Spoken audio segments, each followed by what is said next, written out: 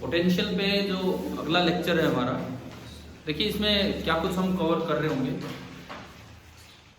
साल 2021 का तो पहला लेक्चर है, कोई हैप्पी न्यू ईयर। ठीक है, आते ही कुछ बच्चों ने तो बोल भी दिया था, लेकिन कोई बात नहीं। अब सुनो,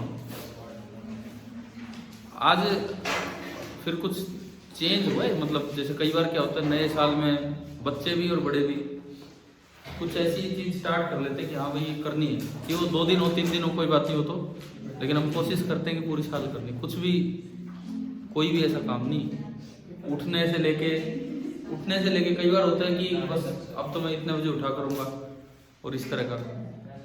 पता है आदतों को तो पता नहीं लगा होगा नया साल आ गया, सुबह किसी ने बोल दिया होगा तो ध्यान आया होगा वही न्यू ईयर आज।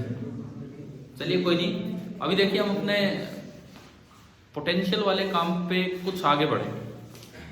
एक जो नई चीज जो कल पता लगी थी कि आपके जो बोर्ड एग्जाम्स हैं, आपको ना एक सफिशिएंट टाइम दिया है गवर्नमेंट ने, सीबीएसई ने, बोर्ड ने। 4 मई से स्टार्ट होंगे और मुझे लगता है कि स्टेट बोर्ड्स भी शायद अब उन चीज़ों को फॉलो करेंगे। अगर सीबीएसई इस तरह से करवा रही तो स्टेट बोर्ड भी ऐसे करवाएंगे। और अब है ना पूरा टाइम मिल गया है, आप 100% स्कोर कर सकते हो जिस तरह से क्योंकि नहीं तो क्या होता है यार, अभी प्रैक्टिकल्स आ जाते हैं, सब कुछ अभी खत्म हो जाता है। जिस तरह से हमने तैयारी स्टार्ट की है, देखो हमारा जो कोर्स रहा है, हमने वेव ऑप्टिक्स से स्टार्ट किया था, डिफ्रैक्शन से स्टार्ट किया था ना, कुछ 2-3 महीने पहले। जब भी पहले आगे का कवर किया, फिर हम स्टार्टिंग से आए अब। तो अब हमें वापस वहीं तक पहुंचना है, लेकिन वहां तक पहुंच के भी, वेव ऑप्टिक्स तक पहुंच के भी, इंटरफेरेंस तक पहुंच के भी, उससे आगे भी एनसीईआरटी से चीजें अच्छे से कवर करनी है। आपने अभी फर्स्ट चैप्टर कवर किया, ठीक है, उसका टेस्ट पूरा एक बच्चे ने दिया, किसी ने नहीं दिया, इस तरह से हुआ। तो आगे से अगर इस तरह के टेस्ट होते हैं, जैसे ये जो वीक आएगा अभी, उसमें एक सेकंड चैप्टर का टेस्ट होगा 70 मार्क्स का, तो कैसे भी करके भी आप अपना टाइम एडजस्ट करके, बेटर ये होगा कि हम पूरा पेपर दें। ठीक है, उसी से आदत बनेगी कि कैसे पेपर देने, कैसे नहीं देने। ठीक है, या छुट्टी के दिन अरेंज कर देंगे, जैसे भी करेंगे हम ये सब। तो आज हम पोटेंशियल की शुरुआत करें। शुरुआत कहाँ से, जो हम पॉइंट चार्जेज और इन सब के पोटेंशियल निकाल चुके हैं। एक दिन बीच में वो टॉपिक लिया था क्या, पोटेंशियल ड्यू टू सेल, वो जो थोड़ा सा पार्ट वहां पे लिखा हुआ है ना। अब उन पे देखो, उन पे किस तरह की चीजें पूछी जा सकती हैं, क्या चीजें हमसे पेपर में आ सकती हैं इससे रिलेटेड। एक टॉपिक होता है शेयरिंग ऑफ चार्ज। पूरे चांसेस होते हैं, एनसीईआरटी में क्वेश्चंस भी अभी मैं आपको करवाऊंगा वहां से। इक्विपोटेंशियल सर्विसेज भी हमारा बचा हुआ है, उस पर भी हम आएंगे। रिलेशन करवा दिया है या वो भी नहीं हुआ है, नहीं हुआ है ना, रिलेशन बिटवीन ईयर, वो उसी में था, इक्विपोटेंशियल के जस्ट आगे लिखा हुआ है। तो कुछ चीजें कवर करेंगे, अभी पोटेंशियल आज पूरा नहीं हो रहा है ना, इसको हम लेके चलेंगे। लेकिन कल परसों और तब तक मतलब पोटेंशियल भी, डाइलेक्ट्रिक एंड पोलराइजेशन भी, और हम कैपेसिटेंस शुरू कर चुके हो, कैपेसिटेंस फिनिश नहीं, कैपेसिटेंस स्टार्ट कर चुके हो अगले 2 दिन में ये। तो शुरुआत हम करें शेयरिंग ऑफ चार्ज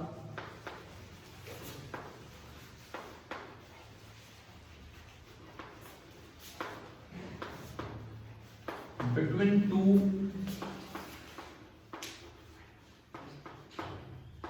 कंडक्टर्स। ये देखो, sharing of charges between 2 conductors, ये वाला पार्ट हम कंटिन्यू करें।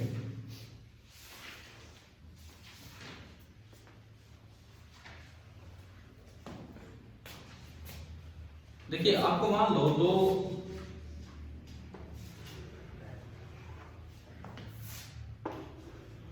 सेल दिए गए हैं, एक पे चार्ज है Q1 और एक पे चार्ज है Q2। एक पे Q1 चार्ज है, एक पे Q2 चार्ज है। इसका रेडियस है R1 और इसका रेडियस है कितना, R2।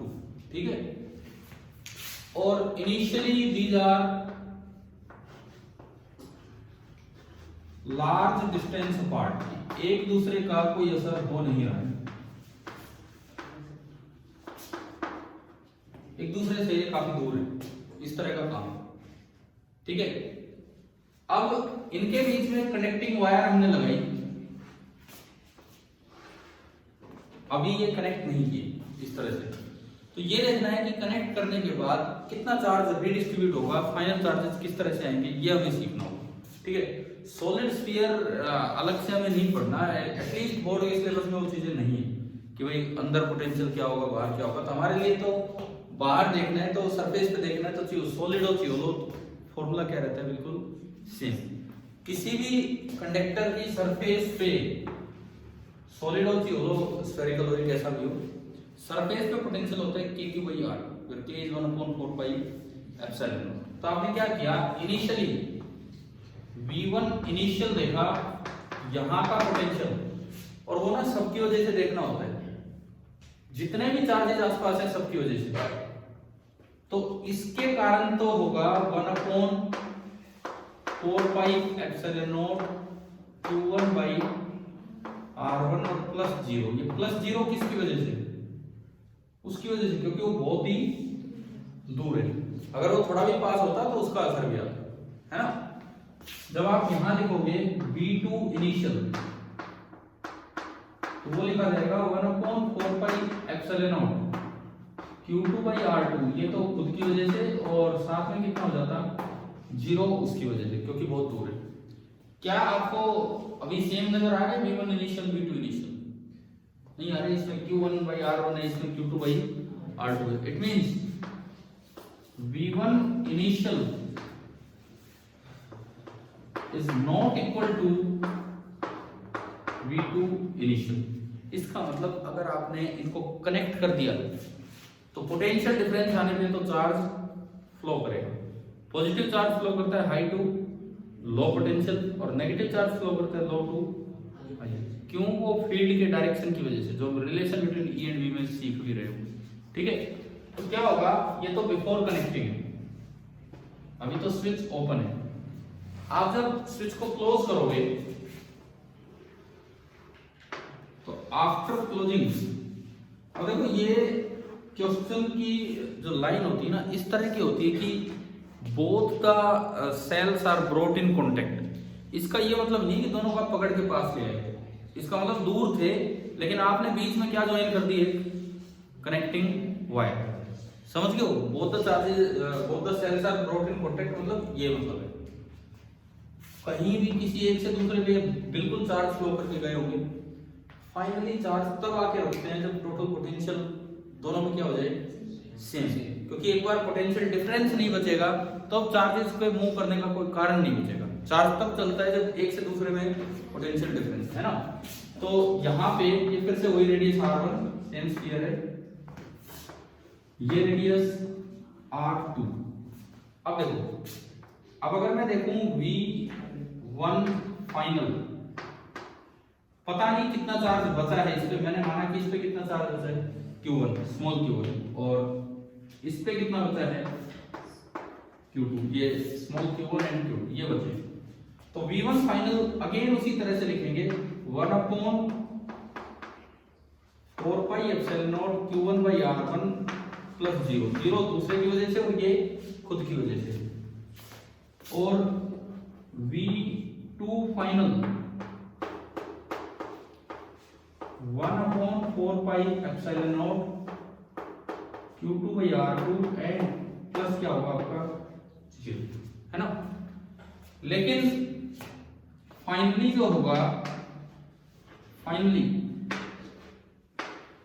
v1 final will be equal to v2 final. ये तो चार्ज चलता रहेगा, फ्लो करता रहेगा। आपने अगर इनको इक्वेट किया, देखो इसको और इसको इक्वेट करो, 1/4 pi एप्सिलॉन नॉट से कैंसिल हो गया, वो क्या बचा ये q1 by r1 that is equal to q2 by r1। यानी कि एक रिजल्ट आगे याद करने लायक, q1 by q2 that is equal to r1 by r2। Finally charge इस तरह से रिडिस्ट्रीब्यूट होंगे कि q डायरेक्टली प्रोपोर्शनल होगा r। एक रिजल्ट आ गया मेरे पास कि फाइनली चार्ज इस तरह से रिडिस्ट्रीब्यूट होंगे कि q डायरेक्टली प्रोपोर्शनल होगा r, है ना। अब होगा कितना फिर फाइनल चार्ज, रेशियो तो आ गया लेकिन वैल्यू क्या होगी फाइनल चार्ज की, ये रेशियो तो आ चुका है, लेकिन इसकी वैल्यू क्या होगी फाइनल चार्ज की? हाँ ना ना ना, चार्ज कंजर्वेशन का इस्तेमाल कीजिए। चार्ज नया तो आया ही नहीं, पहले कितना चार्ज है total? Capital Q1 plus capital Q2, यही तो चार्ज बटना है इसमें, समझ गए हो? तो दूसरी जो चीज हम यूज करेंगे यहाँ वो ये होगी कि बाई एडिटिविटी ऑफ चार्ज या चार्ज कंजर्वेशन आप कहें, मैं ये कह सकता हूं कि Q1 plus Q2 that will be equal to Q1 plus Q2। अभी आ गया समझ? अब देखो इससे और इससे मिलकर आप फाइनल वैल्यूज बता सकते हो। मैं डायरेक्ट लिख रहा हूं, आप सोचिए कि क्या होगी। सुने, सबसे पहली बात, इससे क्या वैल्यूज आ रही है, क्या रिजल्ट आ रहा है? ये रेशियो में बांटना आता है ना आपको?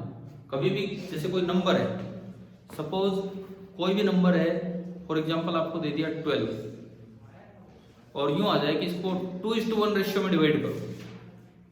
Let one part is 2x, other part is x, उन दोनों का सम 2x प्लस x इज 12, यानी कि 3x is equal to 12।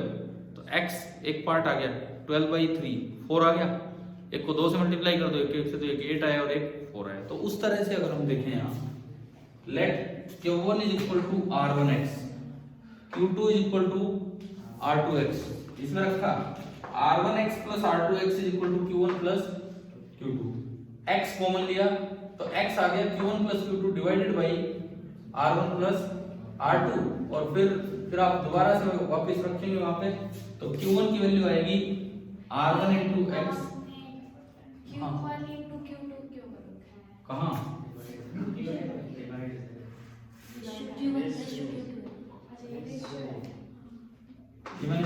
Form में लिखा है, कोई नहीं, ठीक है ना? तो ये मैं अगर डायरेक्ट लिखूं तो क्या आप समझ रहे हैं क्या? देखो, जो भी टोटल चार्ज है उसके R1 प्लस R2 पार्ट्स कर दीजिए, और Q1 को दे दीजिए R1 पार्ट्स। तो ये तो आपका फाइनल वैल्यू ऑफ Q1 आ गई। सिमिलरली अगर आप Q2 लिखेंगे तो जो भी टोटल चार्ज है Q1 प्लस Q2, आप उसके कर दीजिए R1 प्लस R2 पार्ट्स, और R2 पार्ट्स इसको दे दीजिए। ये आपका है। ये बताओ एक बार, रीडिस्ट्रीब्यूशन समझ आ गया कैसे हो? अब इससे ना कुछ और चीजें सीख रहे होंगे। ये रीडिस्ट्रीब्यूट करने का हमने तरीका देख लिया। अगर मैं फाइनल चार्ज डेंसिटी लिखूं, final charge density sigma 1 final, that will B Q1 upon 4 pi R1 square, है ना? सिग्मा 2 फाइनल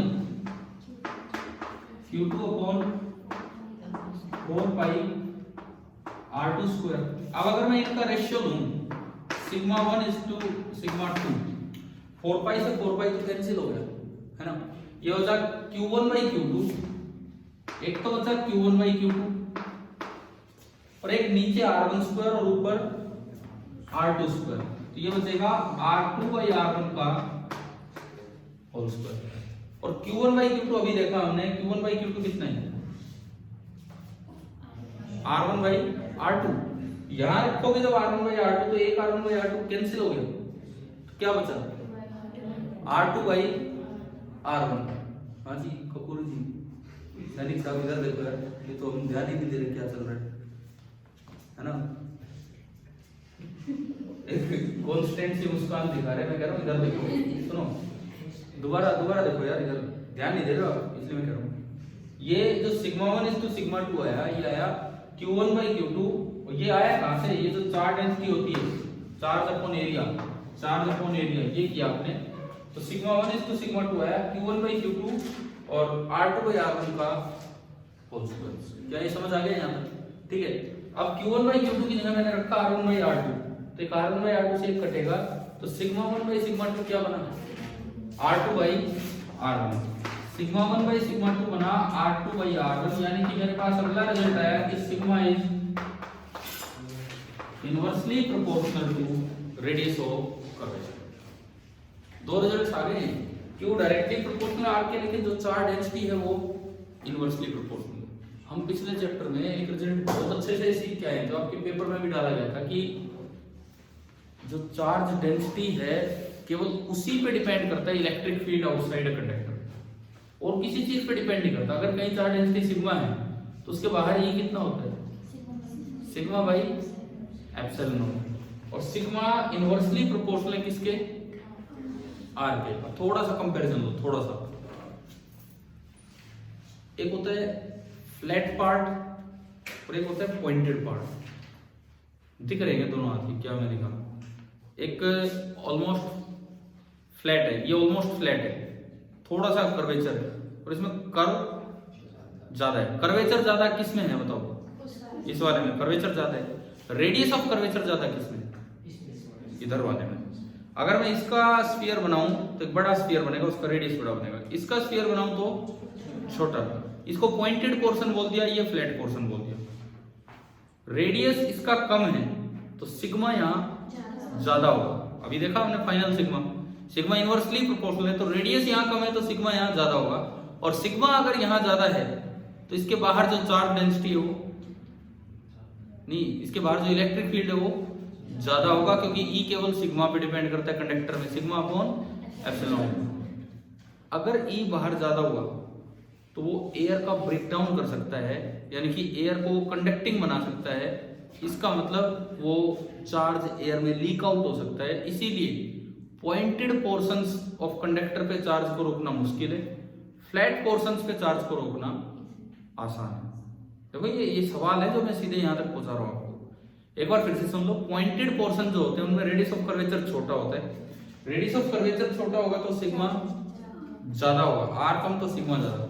सिग्मा ज्यादा तो इसके जस्ट बाहर जो फील्ड है सिग्मा बाई एप्सिलॉन वो भी ज्यादा होगा। वो फील्ड स्ट्रॉन्ग है तो वो एयर का ब्रेकडाउन करके उसे कंडक्टिंग बना सकता है। अगर एयर कंडक्टिंग बन गई तो वो जो चार्ज इस पे स्टोर था वो लीक आउट हो सकता है एयर में, यानी कि पॉइंटेड पोर्शन पे चार्ज को रोक पाना मुश्किल, थोड़ा मुश्किल है। क्या रिजल्ट आ गया ना समझ में? हम ये कह रहे हैं कि ई आउट जो है that is also inversely proportional to R. Pointed portions पे चार्ज का लीक आउट होना इसे बोलते हैं कोरोना। हाँ, इसे बोलते हैं कोरोना डिस्चार्ज। ठीक है, सुना है ना ये वर्ड? नहीं वैसे नहीं, वायरस के तौर पे नहीं, मतलब फिजिक्स के तौर पे सुना होगा।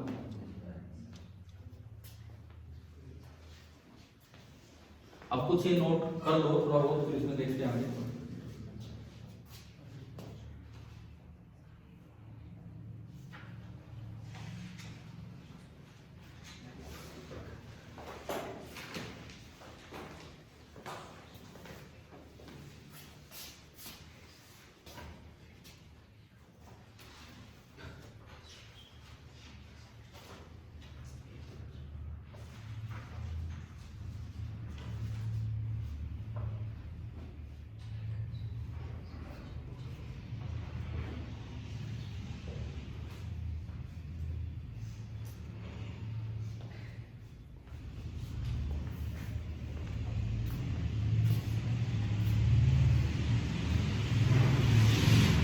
मैंने क्लासेस नहीं ली 2-3 दिन, तो क्या आपको इन्फॉर्मेशन मिल जाती थी या यहाँ आके पता लग रहा था?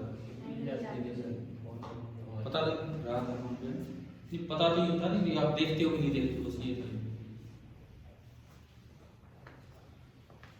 ये पहले ऐसा नहीं था। पहले क्या होता था, कभी क्लास कैंसिल करते हो एक को फोन करके बताना पड़ता था।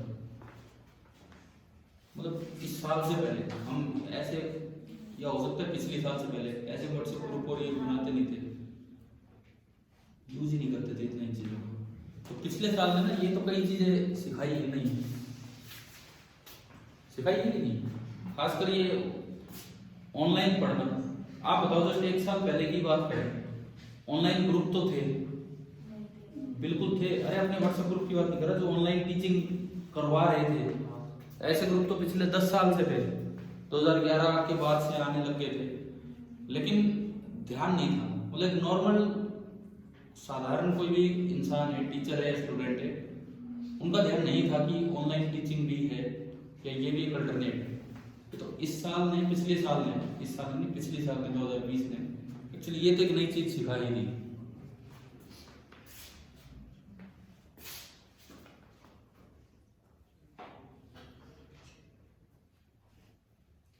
और भाई अब 4 महीने पूरे पड़े, जनवरी फरवरी मार्च और अप्रैल, मई में पेपर होने हैं। इतना मौका पड़ा है। आप बोर्ड की बात करें 70 आउट ऑफ 70 स्कोर कर सकते हैं। देखो अब आपको थोड़ा सा ठीक ठाक से रहना है, ठीक है। जितने पेपर होंगे स्कूल में, 11 से अच्छा पहला फिजिक्स का ही है और उसमें मैग्नेटिज्म। हाँ वो मैं करूँगा बातें करूँ उसमें, पता नहीं क्यों आगे का पार्ट ले लिया पहले।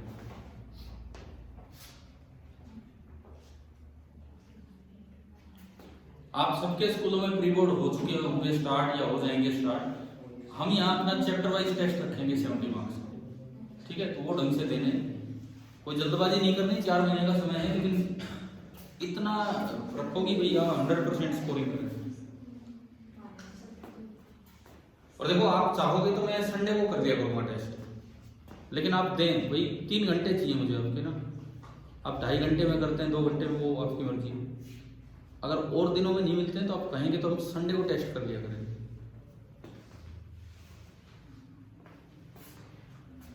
सीबीएसई ने भी मना कर दिया कोई ऑनलाइन टेस्ट होंगे नहीं, है ना।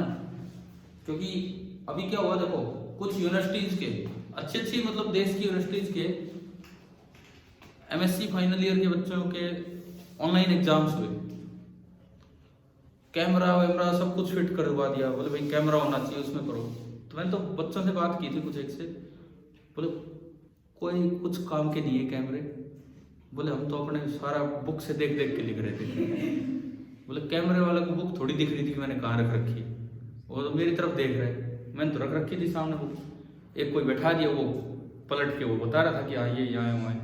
तो उससे कुछ नहीं था, और बहुत से बच्चों ने बहुत चीटिंग की है। तो इसीलिए सीबीएसई ने ऑनलाइन एग्जाम वाली तो चीज़ हटाई दी है कि उस तरह से होंगे। तो भाई अब आप ये दिमाग रखो यार, 70 का टारगेट रखो। देखो 65 तक पहुंच जाते हैं बहुत से बच्चे, उससे ऊपर बहुत कम मिलते हैं। तो आप 70 का टारगेट रखो और चैप्टर वाइज एक एक चैप्टर ढंग से तैयार कर लो। इस साल सिलेबस भी कम है बोर्ड का, पता है ना। वो पार्ट्स अपने ढंग से बना के चलिए और टेस्ट पूरे देने की कोशिश करो यहाँ जो टेस्ट लिए जाएंगे, ठीक है। चलते हैं आगे बढ़ते हैं। अब ये देखो इसके बाद ये जो ई आउट है, ये यूनिवर्सिटी परफॉर्मेंस में आ गया आपके। अब मान लो एक क्वेश्चन आ जाए, लिखो एक सवाल लिखो, मैं फिर पूछता हूं आपसे इसमें क्या है। Spherical shell of radius r, capital R, spherical cell of radius capital R having a charge capital Q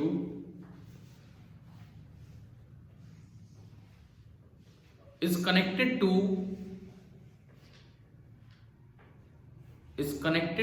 a point charge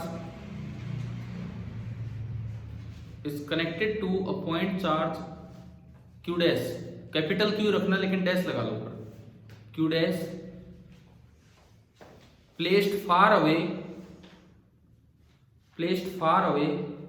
by a conducting wire,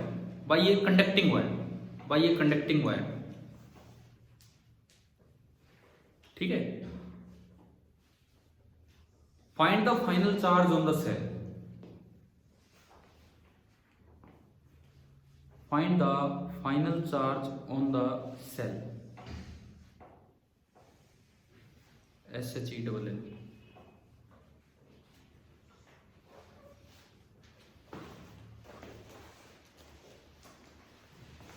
कुछ नहीं, रिजल्ट से जाओ, रिजल्ट से, क्योंकि ये सब तो प्रूव तो अभी हमने किया ही है।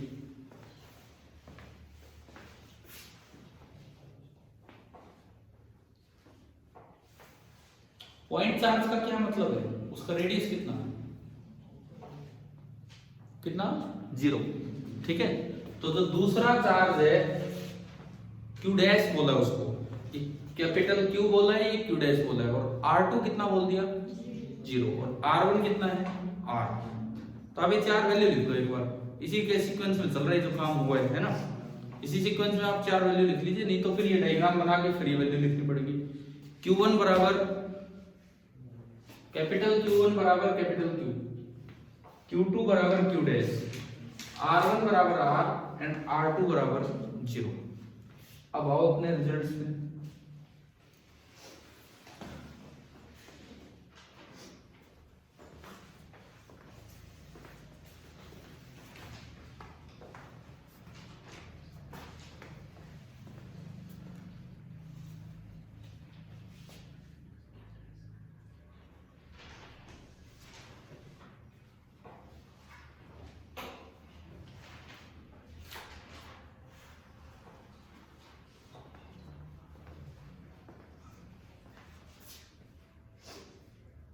कितना है ये रिजल्ट ही तो लगाना है ये सीधे।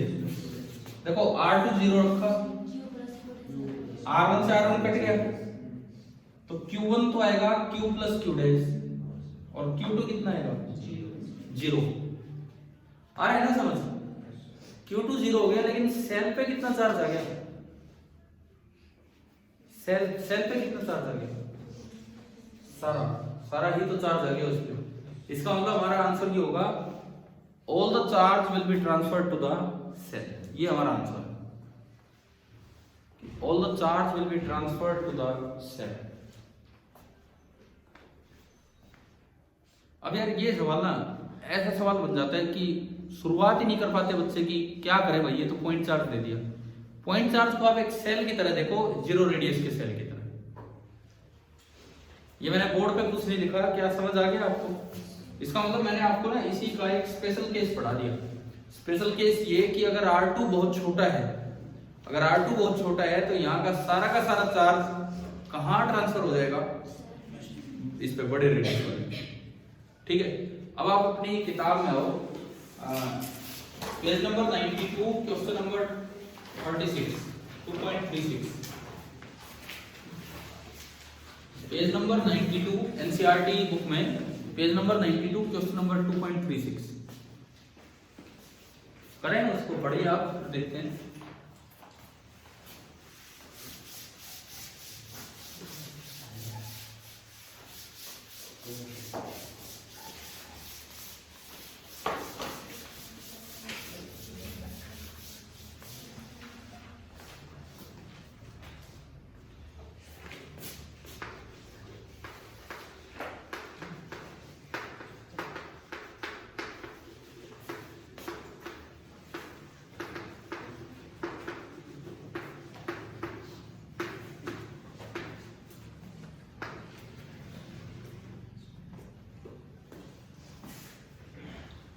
ये इसमें लिखता है a small sphere of radius r1 and charge q1 is enclosed by a spherical shell of radius r2 and charge q2। एक छोटा स्फीयर है, रेडियस है r1 और उस पे चार्ज है q1। It is enclosed by a shell जिसका की रेडियस है R2 एंड उस पे जो चार्ज है दैट इज Q। ये दिया गया है। Show that if Q1 is positive, इसने कंडीशन दे दी, हमें पहले ही बता दिया कि भाई Q1 तो कैसा है? पॉजिटिव है, गिवन है। Show that if Q1 is positive, charge will necessarily flow from the sphere to the cell. Sphere अंदर वाले को बोला है और सेल बाहर वाले को। When the two are connected by a wire, no matter what the charge Q2 on the cell is। ये कह रहे हैं, ये मान लो कि Q1 पॉजिटिव है। अब आपको ये प्रूव करना है कि अगर मैं इन दोनों को एक कनेक्टिंग वायर से ज्वाइन कर दूं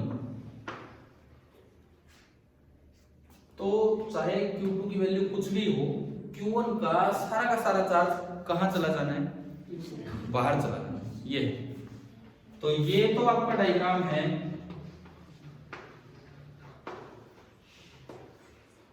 बिफोर कनेक्टिंग सबसे पहले तो हम ये चेक करें कि कनेक्ट करने से पहले पोटेंशियल डिफरेंस है कि नहीं, क्योंकि ट्रांसफर तभी होगा चार्ज जब दोनों के बीच में क्या होगा? पोटेंशियल डिफरेंस, है ना। इस पॉइंट को पॉइंट नंबर 1 बोला, यहाँ का पोटेंशियल V1 और यहाँ का पोटेंशियल V2। पहले मैं इनिशियल वैल्यूज लिख रहा हूँ, इनिशियल वैल्यूज मैंने लिखा V1 इनिशियल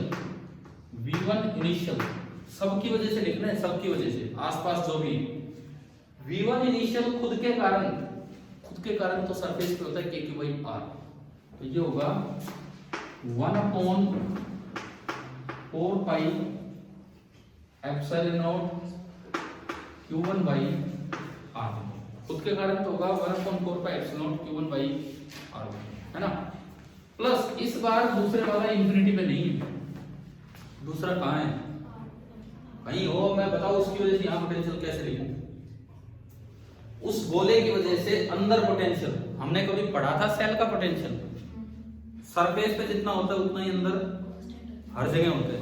तो इस गोले के सरफेस पे कितना है, KQ2/R2, उतना ही अंदर हर जगह होगा इसकी वजह से। तो इस गोले की वजह से यहाँ पोटेंशियल कितना होगा, इस गोले की वजह से अंदर potential KQ2/R2।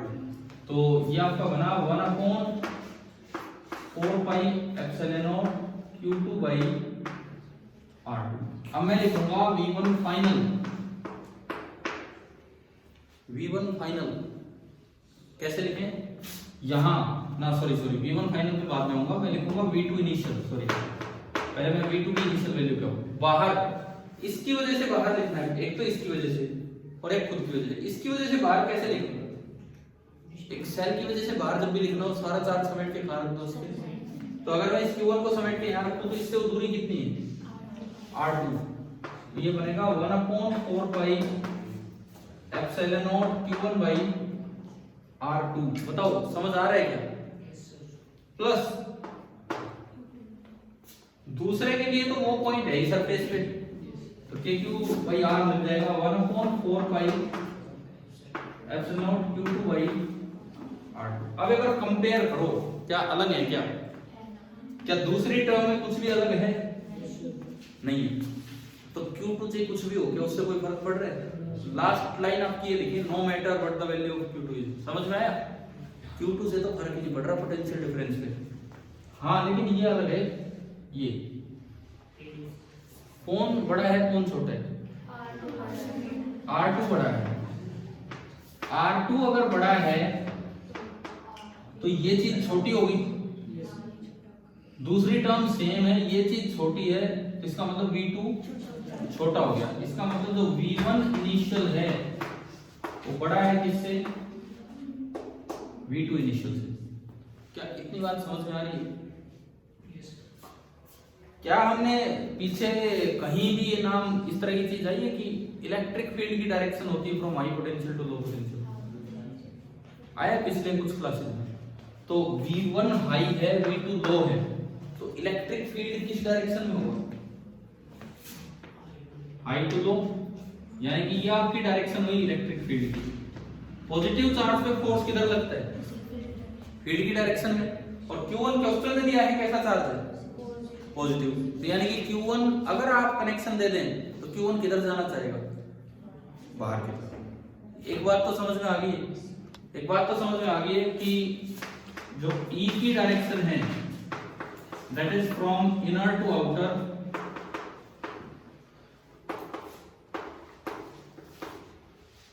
this implies Q1 being positive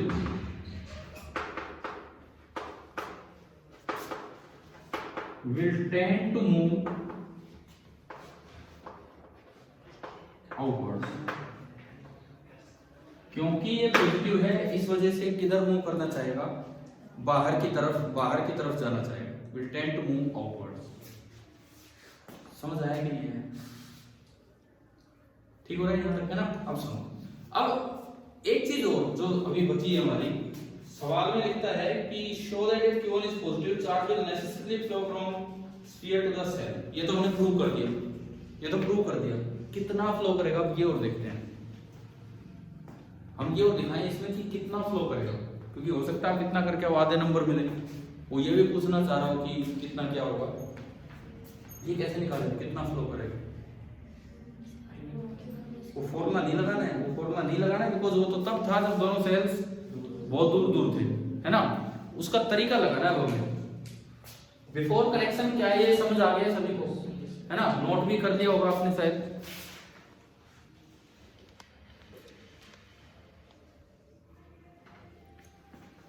अभी नोट हो गया नहीं।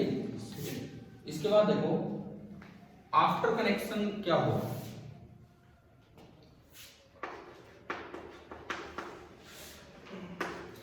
अगर मैं देखूं आफ्टर कनेक्टिंग, मैंने क्या किया, मैंने इसको कनेक्ट कर दिया और ये चार्ज चल पड़ा आगे।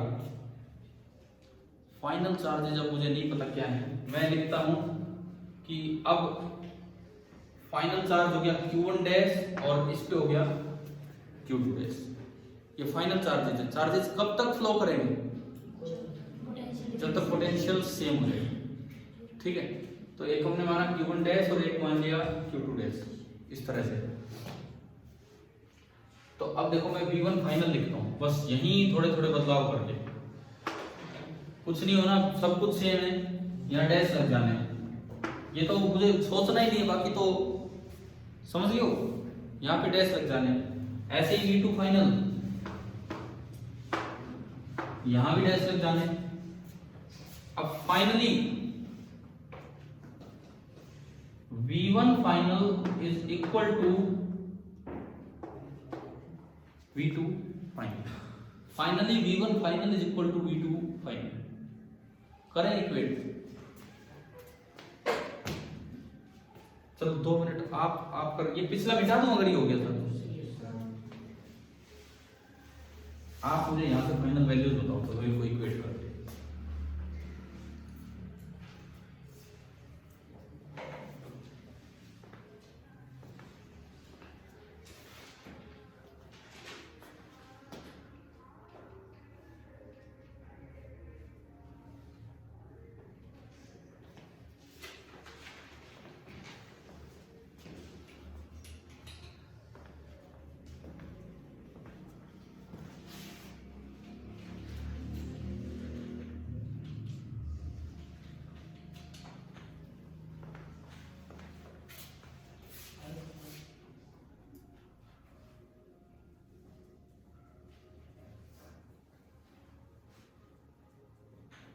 क्या बोल रहे हो?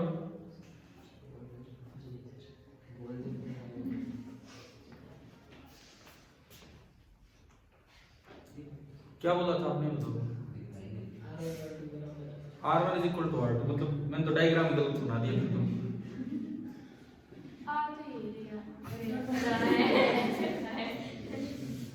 मतलब यार देखो, इसका मतलब ये है कि हमें कहीं छोड़ दो, हमें कहीं छोड़ दो, ये कह के कि आगे आप कर लेंगे, वहीं हम अटक जाएंगे, है ना।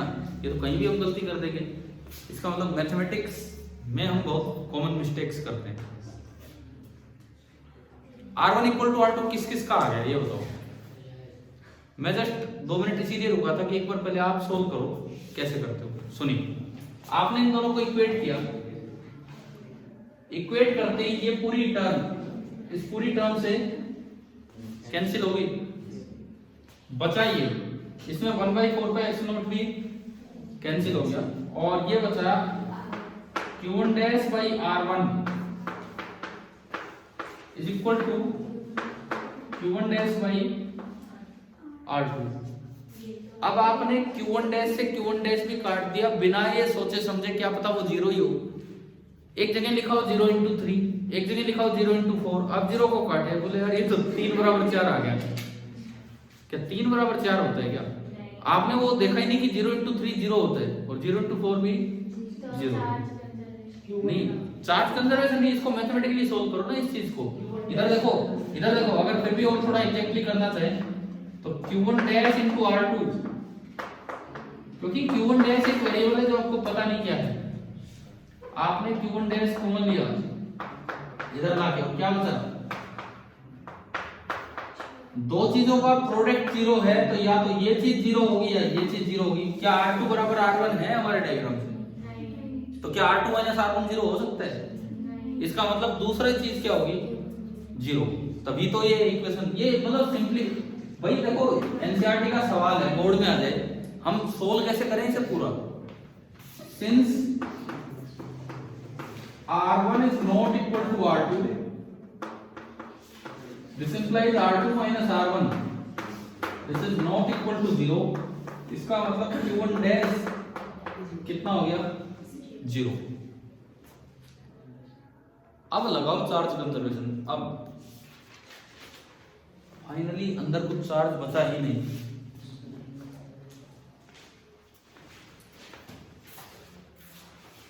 अगर अंदर कुछ चार्ज बचा ही नहीं तो सारा चार्ज कहां गया, बाहर आ गया। तो भाई चार्ज कंजर्वेशन अब आप बोल सकते हैं कि जो Q2 डैश होगा वो कितना हो जाएगा Q1 प्लस Q। अभी बताओ क्या ये कॉन्सेप्ट छोटे छोटे कॉन्सेप्ट हैं यार, क्लियर हुए कि नहीं?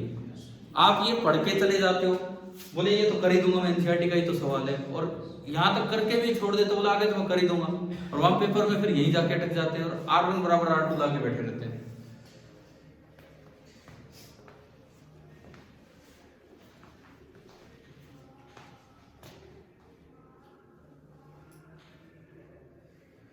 समझ आ गया? मैंने वो पूरे करवा दिए थे, वो वाटरपोल वगैरह के फॉर्मूले लास्ट तक, या छोड़ रखा था आपके लिए? करवा दिए थे ना, क्वेश्चन तो दिए थे, कहीं दिए थे। हाँ तो मैं वही तो पूछ रहा हूँ, क्वाड्रपोल वाला वो पूरा निकाला था हमने यहाँ की नहीं? तो आपने निकाला वो हो गया, हो गया ना सभी से? कोई एनसीईआरटी का जो भी सवाल था।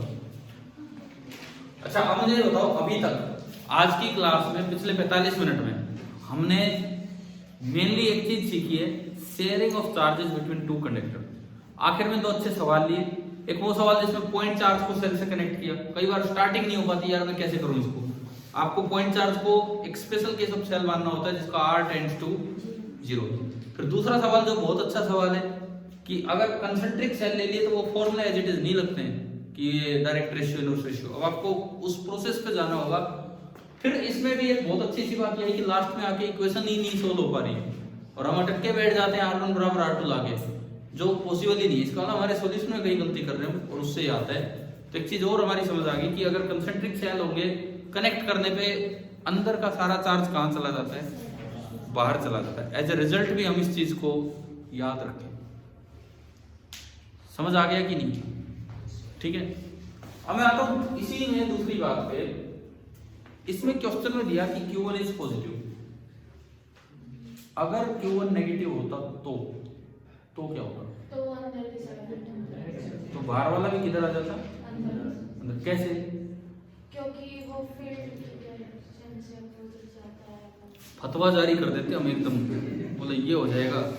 अरे भाई अपनी कॉपी में उसमें देखो, एक बार नजर डालो, V1 इनिशियल और V2 इनिशियल पे नजर डालो क्या थे। बिफोर कनेक्शन V1 इनिशियल, देखो एनसीईआरटी में Q1 पॉजिटिव दे दिया, पेपर में हो सकता है Q1 नेगेटिव आ जाए। बिफोर कनेक्शन V1 इनिशियल कितना है, एक बार वैल्यू बताओ। केवल और केवल ये था कि ये डैश नहीं लगे थे, यहां भी डैश नहीं लगे थे, ये V2 इनिशियल था, है ना भाई? अब सुनो, ये दोनों टर्म्स तो सेम थी, ये दोनों टर्म्स सेम थी। इन दोनों में कौन सी टर्म बड़ी है, कौन सी छोटी है? R2 बड़ा है, R2 बड़ा है तो ये छोटा होगा, परंतु ये नेगेटिव है, ये नेगेटिव है तो ये तो -1 है, -3 है, नीचे वाला बड़ा। समझ रहे हो क्या? R2 बड़ा होने से इसकी न्यूमेरिकल वैल्यू वैसे छोटी दिखेगी लेकिन माइनस साइन के साथ। ये -1 है, -3 है, तो बड़ा कौन सा है?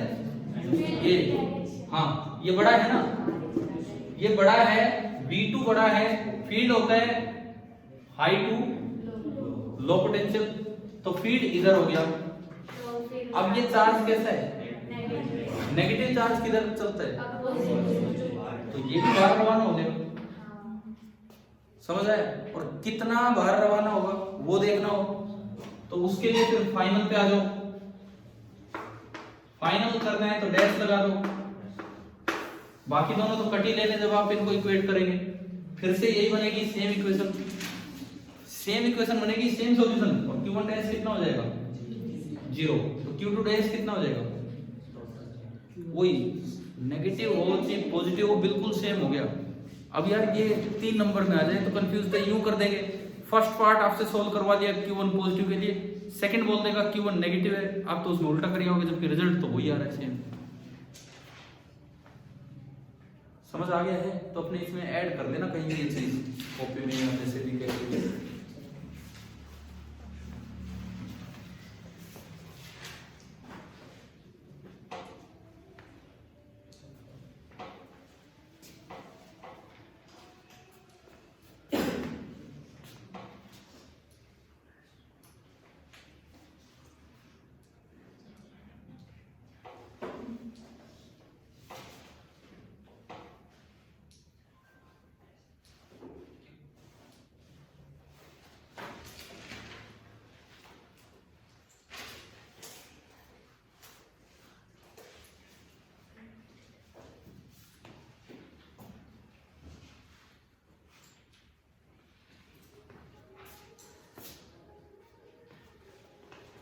चलो तो बताओ भाई, शेयरिंग ऑफ चार्ज क्लियर हुआ ना?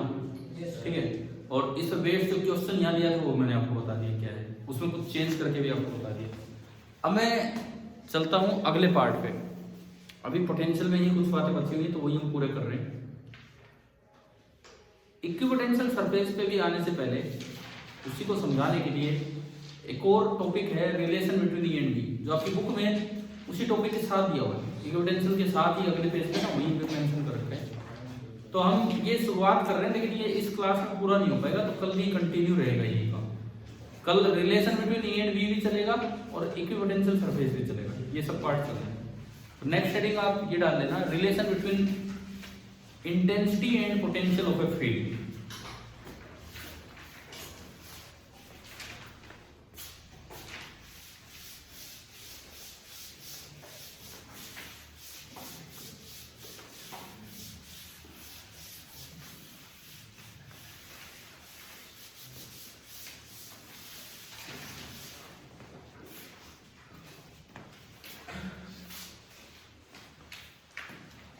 शेयरिंग ऑफ चार्ज हो गया हमारा। अब हम रिलेशन पे हैं।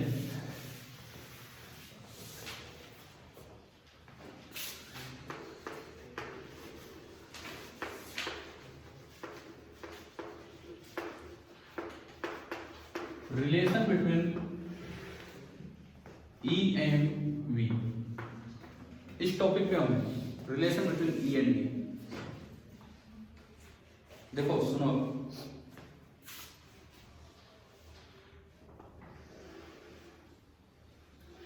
कोई भी एक इलाका है, कोई एक रीजन है जिसके अंदर कोई इलेक्ट्रोस्टैटिक फील्ड कॉन्फ़िगरेशन है। ये ओरिजिन, ये X axis, Y axis and Z axis, इस तरह का कोई सिस्टम है। इसमें मैंने कोई भी एक पॉइंट माना, एक ऐसा पॉइंट जिसकी पोजीशन वेक्टर, जिसका पोजीशन वेक्टर हम r दिखा रहे हैं, r, और ये कोऑर्डिनेट्स हैं x, y और z, इस पोजीशन पे। यहाँ जो फील्ड है किसी एक पर्टिकुलर डायरेक्शन में इलेक्ट्रोस्टैटिक फील्ड है जो आसपास के सोर्स चार्जेस ने फैला रखा है। यहाँ जो फील्ड है अब अननोन है हमारे लिए, तो पता नहीं कौन सी डायरेक्शन में है। मान लो यहाँ पे फील्ड इधर है और कितना है E, ये फील्ड इस डायरेक्शन में है और E, और मैं इस पॉइंट से थोड़ा सा साइड में गया, थोड़ा सा साइड में, बहुत ज्यादा नहीं, बस थोड़ा सा साइड में। अगर मैं थोड़ा सा साइड में गया हूं और मैंने पहले वाला पोजीशन वेक्टर r बोला था, तो अगले वाला पोजीशन वेक्टर क्या बोला जाएगा? r plus dr। और जो नए कोऑर्डिनेट्स होंगे ऐसे लिखे जाएंगे, x plus dx, y plus dy and z plus dz। ये आपके नए कोऑर्डिनेट्स होंगे, है ना। ट्रायंगल ऑफ वेक्टर एडिशन मुझे कहता है कि ये dr हो गया। आ रहा है क्या समझ? r में क्या जोड़ूं कि r प्लस dr आ जाए? r में क्या जोड़े? dr, तो ये dr हो गया आपका। dl भी आप इसे बोल सकते हो, dl, जैसे भी आप यूज करें। मान लिया मैंने कि ये पॉइंट था a और ये पॉइंट था बी। और मैंने कहा कि ए पे पोटेंशियल मैंने कहा कि वी था, तो थोड़ा सा चेंज वी में भी हो गया होगा। तो यहां मैंने पोटेंशियल क्या बोलना, घटे कि बढ़े, हमें तो प्लस के साथ चेंज लिखना होता है ना, v प्लस डी। अब भाई मुझे इस E और V में रिलेशन चाहिए। इस जगह E इतना है, इस जगह V इतना है, तो इस E V में क्या रिलेशन होगा। तो आप ना पोटेंशियल डिफरेंस की जो डेफिनेशन थी उससे चलो। पोटेंशियल डिफरेंस की डेफिनेशन से अगर मैं चलूं तो VB minus VA, VB minus VA का मतलब था work done by external force in bringing the charge from A to B। ठीक है, बिल्कुल सही है। This is equal to W external in bringing a unit charge from A to B with the condition divided by, क्योंकि आपको unit charge को लेके आना है। एक्सटर्नल को अगर इलेक्ट्रिकल में कन्वर्ट करना हो तो एक माइनस साइन बाहर लग जाता है। A टू B कंडीशन लगाएं, अब डेल्टा की कोई जरूरत नहीं है, डिवाइडेड बाय Q, है ना भाई। आप किसी भी Q चार्ज को लेते हैं, किसी भी Q चार्ज को, और आप लेके गए A टू B, तो इस Q चार्ज पे जो फोर्स लगेगा वो तो फील्ड की डायरेक्शन में लगेगा। माना मैंने कि पॉजिटिव चार्ज है, तो जो F इलेक्ट्रिक लगेगा, F इलेक्ट्रिक वो तो लगेगा Q इंटू E, और डिस्प्लेसमेंट इधर किया dr, तो जो वर्क होगा इलेक्ट्रिक फोर्स का वो तो F डॉट dr होगा। इंटीग्रेशन तो करना नहीं है, थोड़ी सी जगह है, तो जो वर्क होगा वो क्या होगा F डॉट dr। मैं इसको थोड़ा और आगे बढ़ाऊं, माइनस इसकी जगह में लिखूं F electric dot dr divided by Q, और F इलेक्ट्रिक कितना है QE। तो ये आपका क्या बना, देखो minus Q into E vector dot dr vector divided by Q से Q कैंसिल, वो बीच में प्लस नहीं है कि आप काट नहीं, इसको मल्टीप्लाई है, मल्टीप्लाई होगा तो कट जाएगा, प्लस होता जब तो अलग अलग डिवाइड करना पड़ता। अब एक बार इस साइड समझो, VB माइनस VA क्या चल रहा है, एक बार ऊपर देखो, मैंने येलो कलर में V भी लिखा हुआ और VA भी लिखा हुआ है। VB कितना है, VB V प्लस DV, और VA कितना है V, VA जो है वो V है, V से V, यानी कि ये जो आया ये क्या चल रहा है आपका DV। तो मेरे पास एक बड़ा इंपॉर्टेंट रिलेशन आ गया, DV is equal to minus E dot, केवल इस फॉर्मूले पे बेस्ड यार छोटे छोटे सवाल आ जाते हैं। DV is equal to minus E dot dr, और अगर इनके बीच का एंगल थीटा है तो डॉट प्रोडक्ट में क्या आता है cos थीटा आ जाएगा। ये सेकंड वाला ये डेफिनेशन है। अब डेफिनेशन में हमने समझा था अगर एक्सटर्नल के वर्क की बजाय इलेक्ट्रिकल फोर्स का वर्क लिखें, बाकी सब सेम रहेगा, बाहर के लग जाएगा माइनस। सीखा था हमने शायद ये स्टार्टिंग में इसी पोटेंशियल में, और ये कंडीशन भी देने की कोई जरूरत नहीं होती, इलेक्ट्रिकल का वर्क तो डिपेंड ही नहीं करता इन चीजों पे। तो मेरे पास एक बहुत काम का रिलेशन आ गया, DV is equal to minus E dot dr।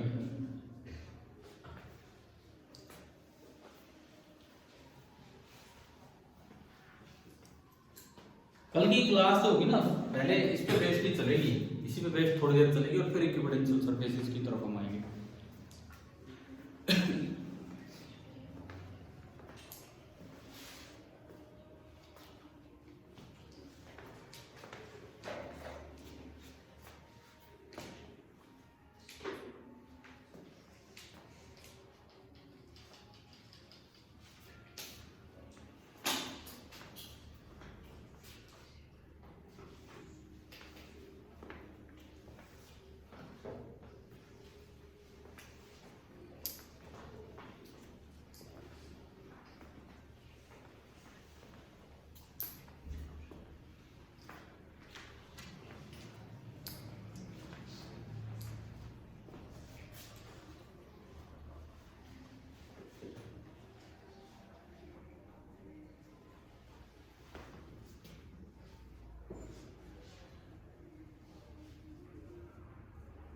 अब सबसे पहले तो आप इस फॉर्मूले से प्रूव कीजिए कि फील्ड की डायरेक्शन होती है from high potential to low potential. इस फॉर्मूले से प्रूव कीजिए कि फील्ड की डायरेक्शन होती है from high potential to low potential.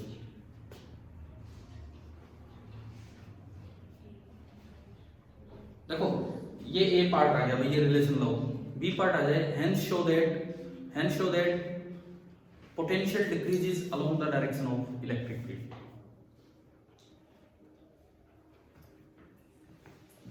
कैसे?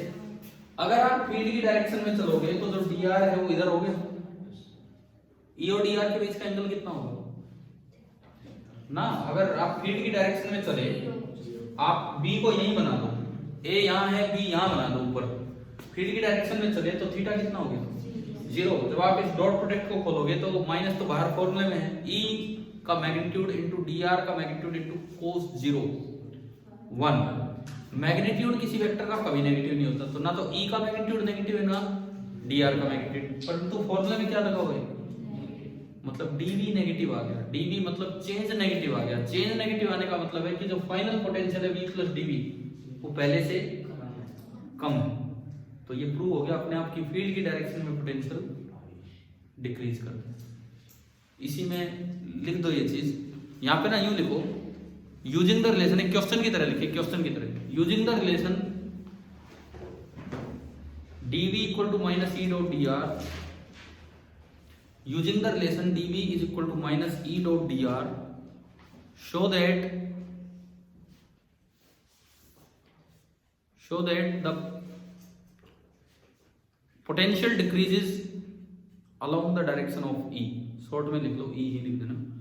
potential decreases along the direction of E, या E की डायरेक्शन होती है from high potential to low potential, एक ही मतलब है इन बातों का। तो आपको ये चीज प्रूव कैसे करनी है, देखो dr की जो डायरेक्शन है वो आप E के पैरेलल लेंगे, इसका मतलब दोनों के बीच का थीटा कितना हो गया 0 डिग्री। इसका मतलब E डॉट dr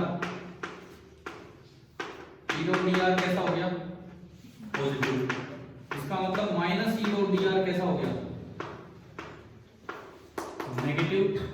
इसका मतलब dv नेगेटिव हो गया, और चेंज नेगेटिव है तो मतलब v final is less than v initial. Diagram दिखाना है तो भाई ये आपका डायग्राम था।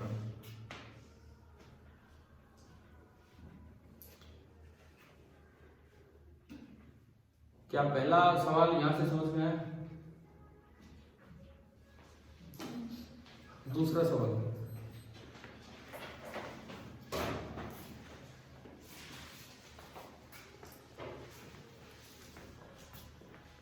कर लिया ये। और यूजिंग द रिलेशन सेकेंड, वही using the relation dv equal to minus E dot dr, using the relation dv equal to minus E dot dr, show that